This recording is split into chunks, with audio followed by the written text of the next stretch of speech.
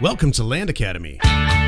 This is the Cash Flow from Land show, where we show you how to buy unwanted vacant land and sell it for more on the internet. I'm Steve Butala. I'm Jill DeWit. We are your hosts. With over 15,000 completed transactions, we are the experts in this niche land flipping business.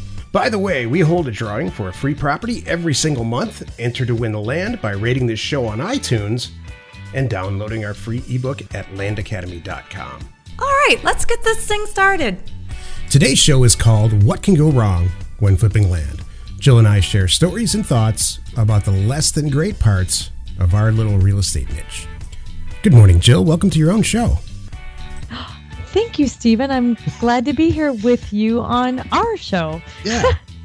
The topic of the show today is, and I got it, it's called What Could Go Wrong with Flipping Land. And I got this idea partially from you, but then it's been coming up on and off for a couple of months where people say, look, congratulations, guys. You have a great talk. You talk to each other about how great this business is that you're in, but you never really say, this is what could go wrong, or, give us something negative that we can talk about at least. So that's what this show is all about. Before we get into it, though, and I have a bunch of questions for you, and I hope you do for me too. Yes.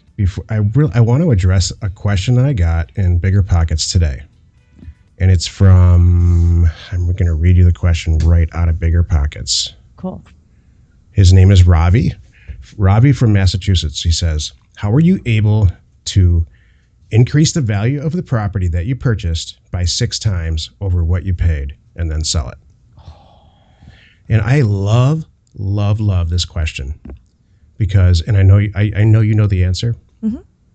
Ravi, here's the deal. We don't do anything to the property. We here at Land Academy believe that you should spend all your time and energy doing the greatest acquisition you can possibly do and then sell it for a lot more than you paid because the acquisition was so good. It was so undervalued when you purchased it, which really ties into what I think this show is kind of about, Joe, like what could go wrong. And I think that before the show, we're talking about, let's compare it to television. Let's compare it to houses, right? Flipping houses or versus flipping land. What can go wrong with flipping houses? What can go wrong with flipping land? Oh, nothing. I'm sure it's a piece of cake all the time. That's why everybody's doing it. And yeah. All right. Did I sufficiently answer Robbie's question? Yes, I think you did, which is basically buy it right.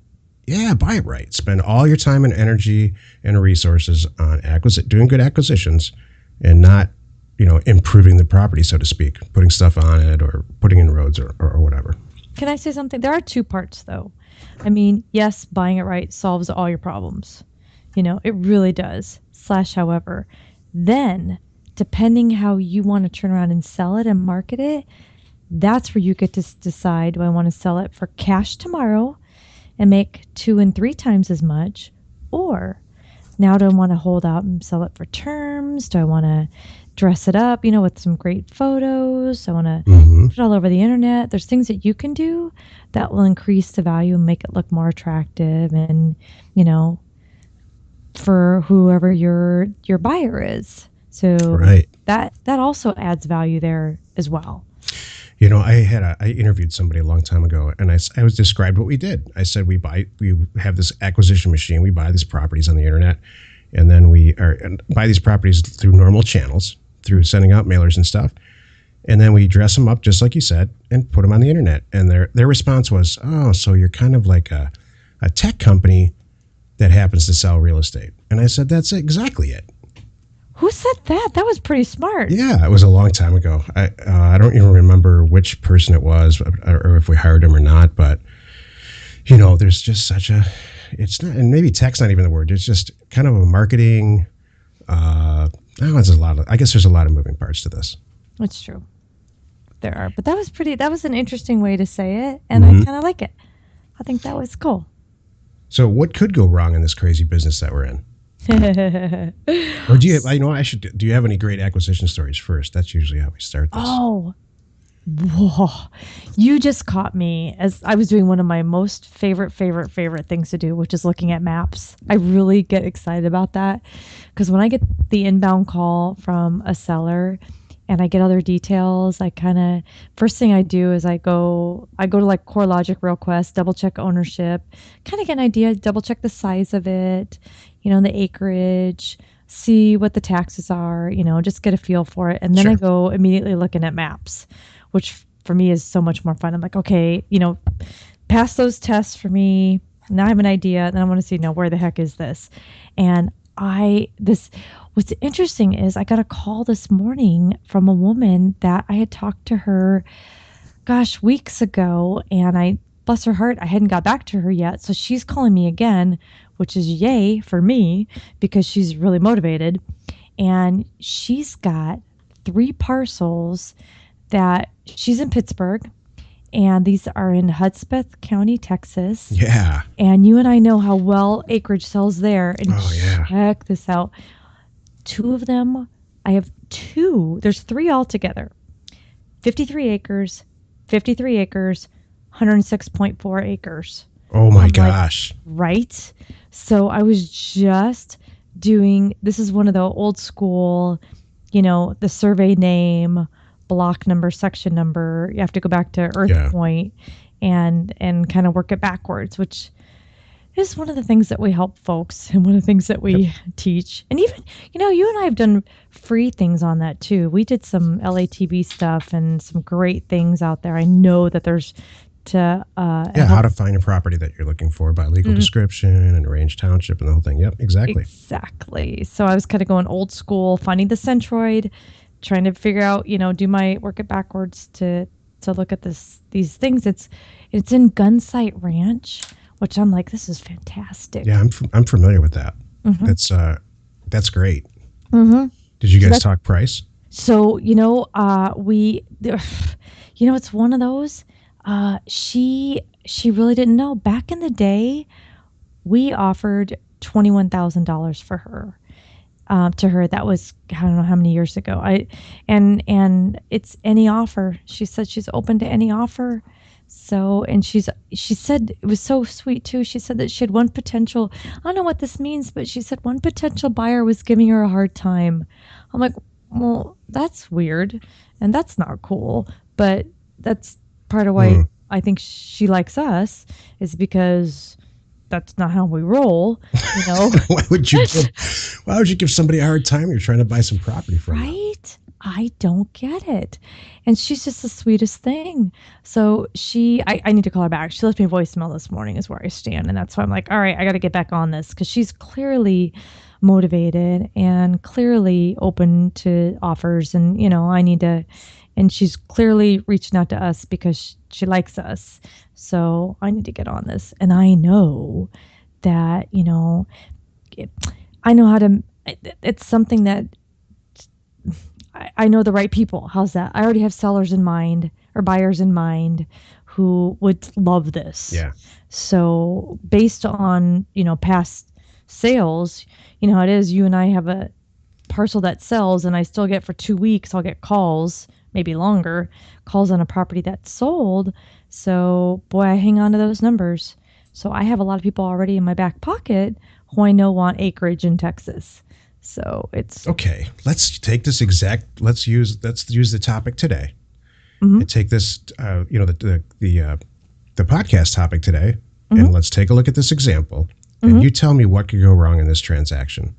All right. So let me summarize up to this point. We send a ton of mailers out. It's one of the main way. It is the main way that we purchased vacant land. Mm-hmm. It's not the only way. There's taxways and a bunch of other stuff. But then this person called you back on a mailer that we sent out with an offer.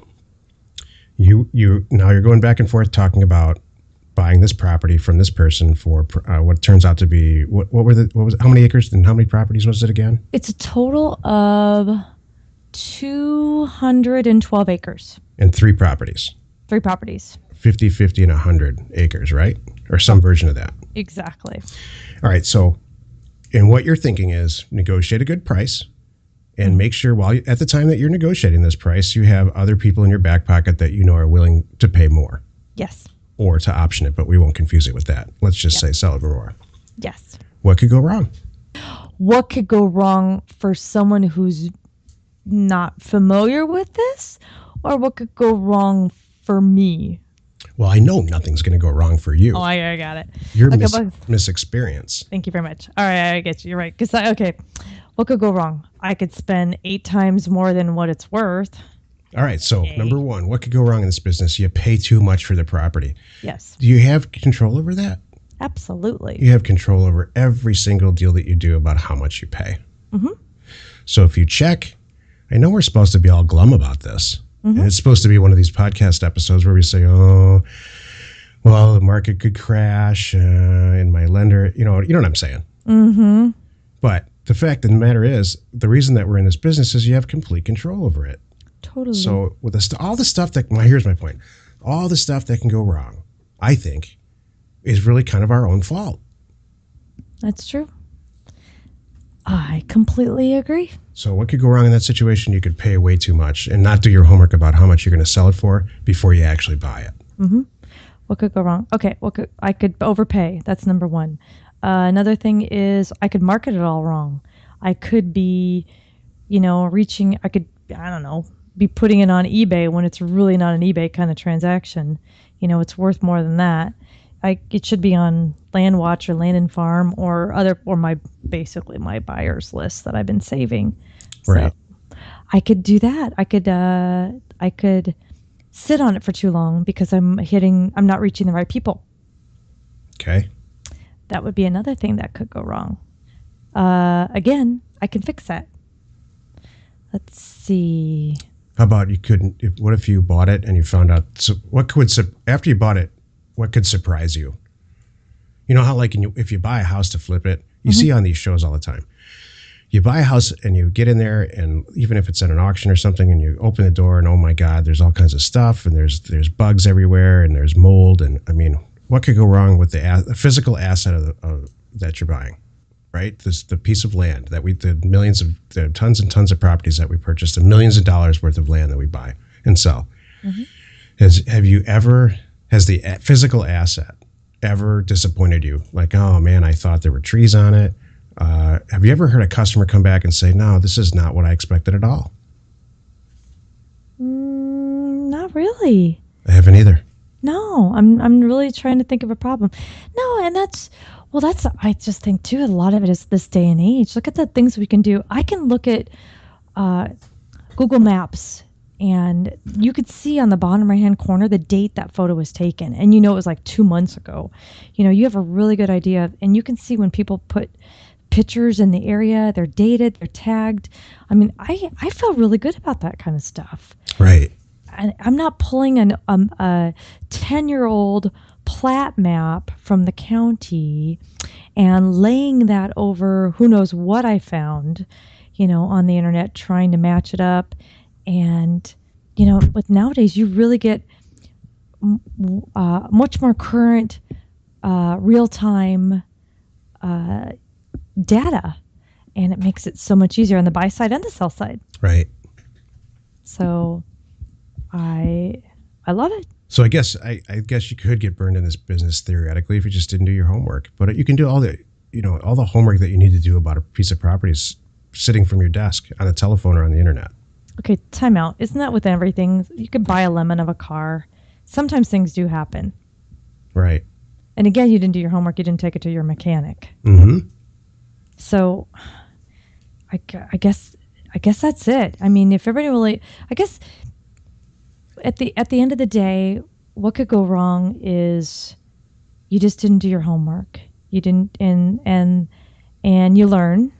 You make those mistakes, and you don't do that again. Yeah.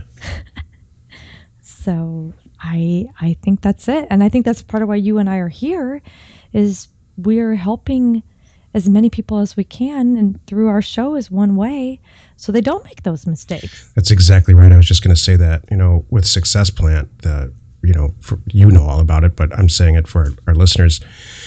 Success Plant is the website that we have to help support new people in this business.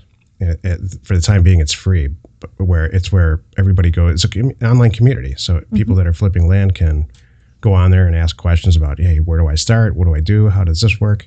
Should I buy this asset? Am I overpaying for this property? I see stuff like that in there all the time. Exactly. So it's kind of tough to find something that's really backwards or where you could really lose a lot of money in this from my perspective anyway. I agree. Absolutely agree. So now I have a something to maybe add to that could be kind of funny. I don't know if you want to do it now or you want to save it for another podcast. Sure. Because we sure can. No. Do you want to do it? You want to, because when we originally sat down and talked about this topic, I was thinking about not just that example, which worked out perfect. I was thinking of comparing what we do to house flipping because we've done that and it cracks. So do you want to talk about it now or you want to save it? Now it's great. Okay. So here's another funny way to look at what could go wrong with what we do to what we've done.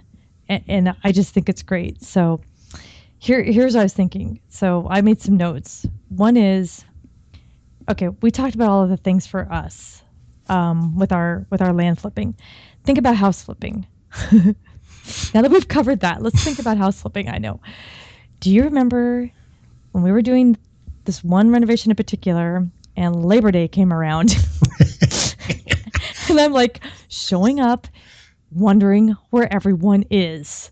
And this is like knee deep in the project where I'm spending pretty much all day there because you kind of have to babysit stuff, by the way. And nobody is there. So for me, that was a huge problem. I did not calculate for. I did not realize that everyone takes Labor Day off except those of us who are writing the checks. So, do you remember that? Yes. Yeah, yep. I remember different gruesome details of that particular flip, but that house flip, I should say. But yeah, you probably, yes, continue. You're making me feel better already. Right? Okay, here's another good one. Do you remember the one project that we did? I did those really, really, really pretty wood floors, and I went all out on that one. So the wood floors arrive. I have people ready to install. And by the way, it's different people to deliver and different people to install. I had this all figured out, timed perfectly. You remember me and my calendars and everything. Come to find out, the wood has to, you have to open up the packages and let it sit for a couple days to breathe and air out and do expand a little bit as much as it's going to expand before you can lay it in the house. Had no idea. That cost me days. So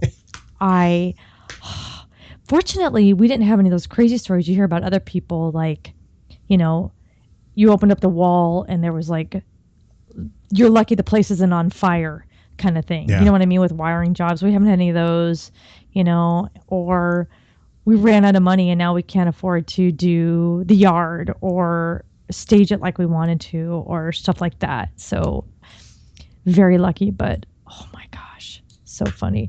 No, and my favorite one, this is my favorite one. I think I don't know about you, but for me, this is what sealed it for me was when I was spending days in Lowe's.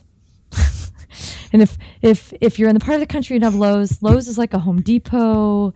It's a Ace. It's a big hardware store where they do everything from you could do your own house projects to big projects kind of thing. Order wood, everything you need from in there. I was spending days in there, and for me, that was oh my gosh, this is horrible. And there's so many things that are going wrong along the way. This door I can't get. This one's wrong. Yeah. This, that. And when I sat there and added up the time that I'm sitting there, literally, I pack a lunch. I literally packed lunches to go because I knew that I was going to go. And if I didn't, I'd be falling down, eating candy and drinking Cokes that's all they have at Lowe's. So I can't have that for lunch.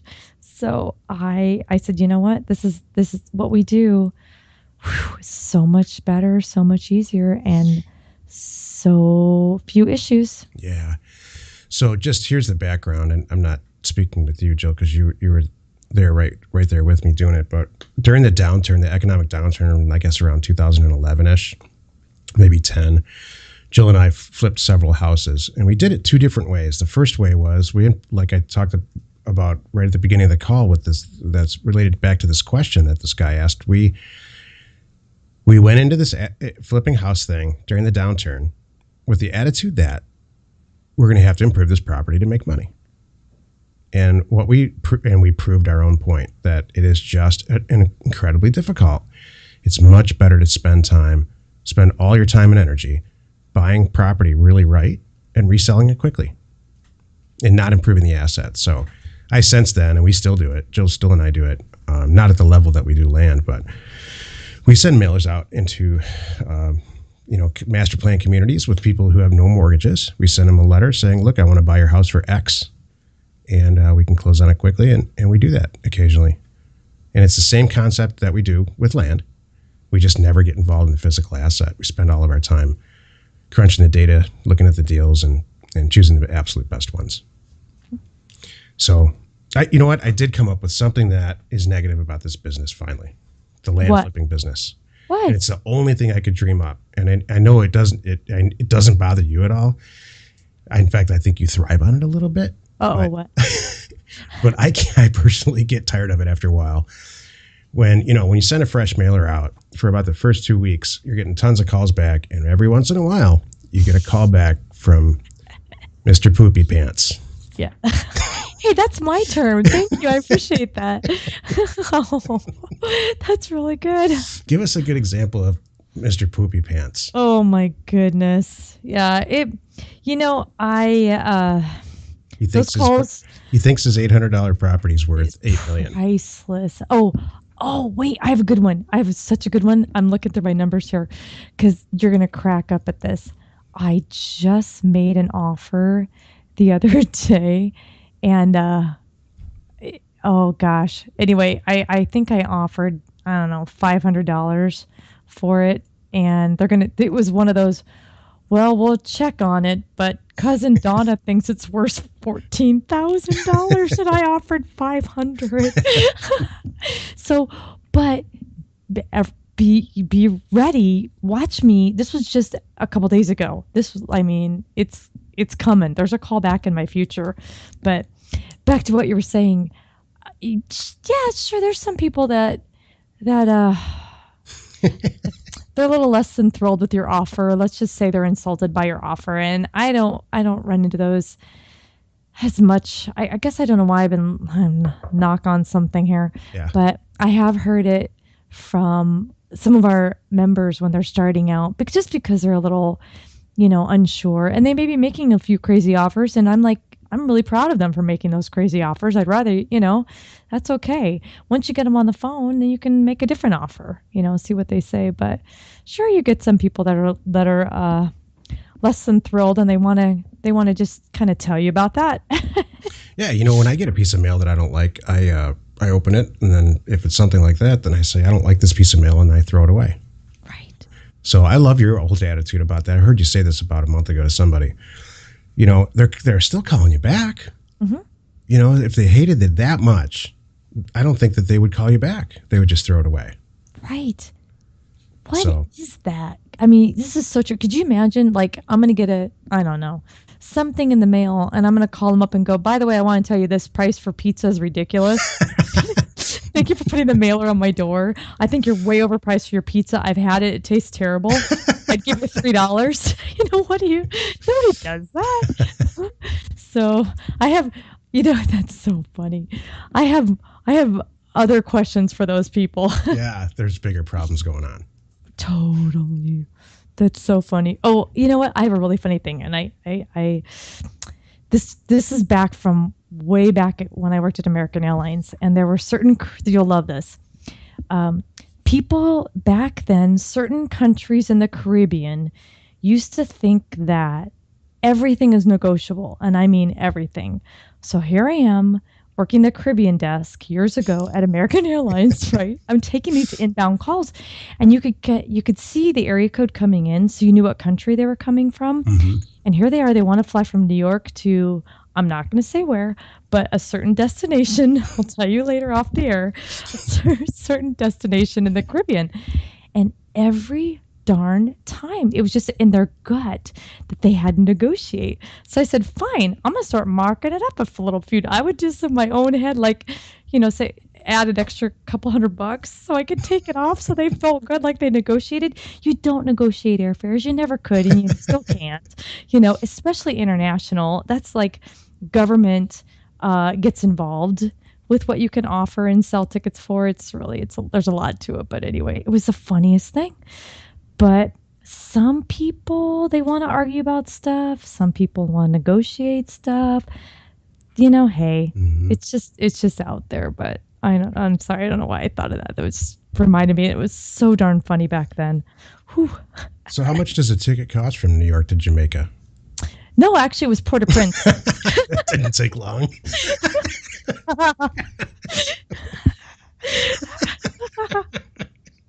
That's so good. Oh my goodness. Takes one. Julie, you'd never be a good interrogator or anything. Oh my gosh, I am awful. Yeah, you want to know all Jill's secrets? Ask her. Oh my goodness. Again, we get so far off topic. I know. I love it. Okay. I think we did a good job, though.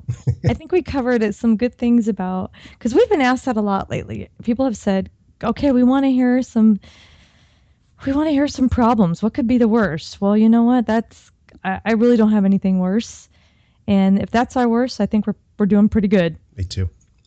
Okay. Maybe it's just us. Maybe you're just happy all the time, like Southern California happy. Thank you attitude sure helps. Mm-hmm. It really does. That's another good point. That's a side topic, but coming into this stuff with the right frame of mind and enjoying what you do and having a good time with people, even some people could look at what we do and think this is so boring and mundane, or who knows, I've never met anyone who's bored making money. Lots of money. But I know your point. That's very true. Very true. Yeah. What we do is fun for me. I love it. I mean, yes, you and I could have, fun in a closet with, and never mind. Yeah, fun. No, go ahead, finish that thought. Well, first we have to name this episode. Okay. I'm sorry. We're going to name this one What Could Go Wrong. Okay, good. All right. I like that. Okay. I think that we should get into some good transactions and talk about really how we're buying for one price and selling for another. We kind of alluded to it on this call or this show, so I thought it'd be good to, what do you think? Get into some more details on the next one? Sure, like dissect or like deconstruct an actual transaction. Yeah, I've been given some good, I've been given some big picture acquisition, some of the deals I'm working on, but I'll get in some really good, I'll give out some real good numbers. I'll give you my hard numbers. How's that? Okay, so we'll just step by, I do this in our program, in the cash flow from land program. I give a start to finish actual transaction that we purchased and sold. Yes. And I will give some numbers and some facts and some details on our next show, and I think everyone will love that. All right, so in another episode, we will deconstruct and then reconstruct for sale the typical transaction that we do, and it'll be a real one. Exactly. All right, let's go buy some land. Deal. Hi. Hi, I don't think you can actually legally say half that stuff on the internet. Which stuff? Our last talk here. What did we say? I don't know. I'm just teasing. Oh gosh. I'm like, oh no, really? What did I say? No. There's not E for explicit. I know we have none of that on there. No. Airline tickets and closets and stuff. Oh goodness. Sure we can. All right. Anyway, good show. Thank you. I thought that was great also. We covered a lot in that one. It's sometimes I don't like to overwhelm our listeners, both of them, but it's when you have such good information, it's hard to stop. Right. So I hope that our listeners appreciated that. So that was good stuff. And we hadn't talked about that. We don't really talk about it. Right. Man, we take it for granted that how We easy this is. do. I guess that's what threw me when ever a member or gosh, just anyone to reach out to me and ask me, hey, I'm thinking about doing this, talk me out of it, or please tell me what are the bad stuff. Please be honest. I guess that's really the question they're asking is, please be honest. What do I need to know? And I really don't have anything. So, especially, with all of our information and our knowledge, and we've proven it. It comes up every week on our weekly ambition call with our members.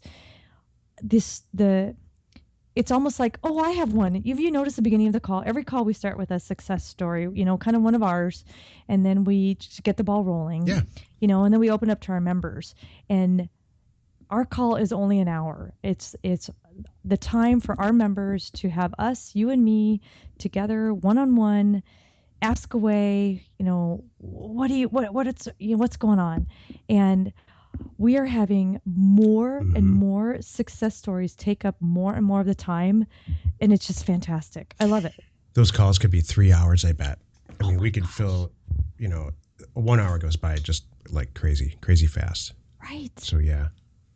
Right. And it's so fun because everybody's in different stages. Like, oh my gosh, I just sent a mailer. My phone's blowing up. And then the other one's like, oh my gosh, I just bought this and I'm going to sell it for this. And another one's like, I just, put this in the bank. Now I'm doing this. Yeah. So it's just like, it's so fun. The answer to the question is what to go wrong. I really think the answer is this. Once in a while, you have to talk to somebody on the phone who's really unhappy about the fact that you sent them an offer for what what you think their property is worth. And if that's the worst thing that we can come up with in this business, we're doing okay. Love it. All right. See you in the next show. Okay. You got it. Bye.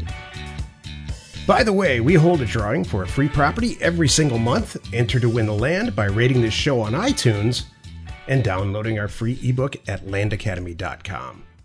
Now go buy some property.